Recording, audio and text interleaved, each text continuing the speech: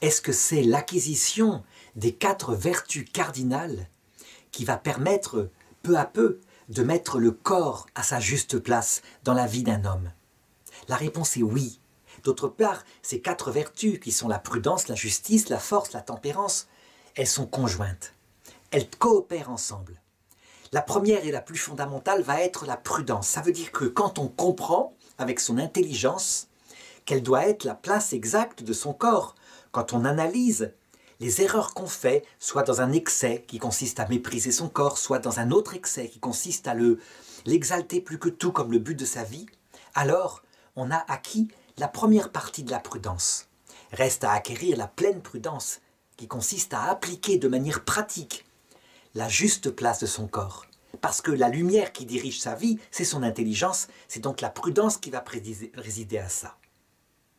La deuxième vertu, qui est la justice, qui vient anoblir notre volonté, elle va provoquer l'application de ce que la prudence a décidé, à savoir un changement de vie, afin que le corps trouve sa juste place, comme quelque chose qui est fondamental dans notre vie, qui a une place importante, sans quoi il n'y a pas de vie humaine si son corps meurt, mais qui n'est pas le but étant autre chose dans la vie, à chacun de trouver un but spirituel, puisque nous sommes des êtres spirituels, ce but est forcément spirituel.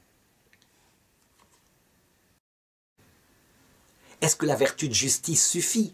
Non, parce que on le constate surtout si on a donné à ce corps une trop grande place et qu'on a acquis peu à peu des vices qui nous entraînent à des comportements mauvais par rapport à ce corps. Il faut arriver à dominer ces espèces de vices de notre sensibilité. Par exemple, la vertu de tempérance, elle va venir orienter les plaisirs d'ordre physique, soit liés à la nourriture, soit liés au sexe, afin qu'elles soient finalisées par notre vie spirituelle. Faire qu'un repas, qui était peut-être avant une espèce d'orgie solitaire, devienne un repas familial, où on aime se retrouver ensemble tout en profitant de la nourriture qui est bonne et en remerciant celles et ceux qui l'ont préparée. Voilà ce que c'est que la vertu de tempérance et ce qu'elle provoque. Il y a aussi la vertu de force,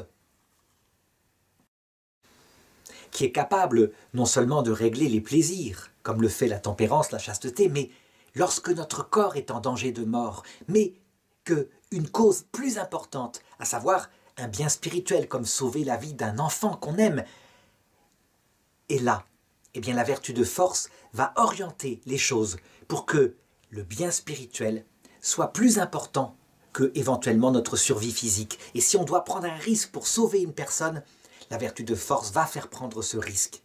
Alors on peut dire qu'un homme s'est développé dans ce qu'il est proprement comme humain, et non pas centré sur son petit corps, qui fait de lui quelque chose d'inférieur à ce qu'il est, un être spirituel. Je pense que certaines personnes diront que ce que j'ai dit là est d'ordre moral et que ça n'a pas d'affaire avec la psychologie. C'est faux. La vie morale équilibre la psychologie, parce que la psychologie, elle regarde le bien-être de l'homme tout entier. Et on peut dire que si on le comprend chez les animaux, qui eux sont capables parfois de donner leur vie pour sauver leurs petits, pour des raisons sensibles, liées à leur instinct de reproduction, combien l'homme qui lui a une vie morale libre, quand il le fait, est capable d'un comportement noble, à la différence près que chez l'animal ce n'est pas libre, c'est instinctif. Chez l'homme, c'est un choix d'une personne morale, qui donc y trouvera son équilibre. Elle trouvera son équilibre par surcroît, parce que, étant en harmonie avec ce qu'elle est, eh bien cet équilibre arrive. Par contre, cet équilibre ne doit pas être recherché comme le but. Là encore, ce serait mettre un bien sensible, son petit sentiment psychique, avant les choses importantes dans la vie, qui sont le prochain.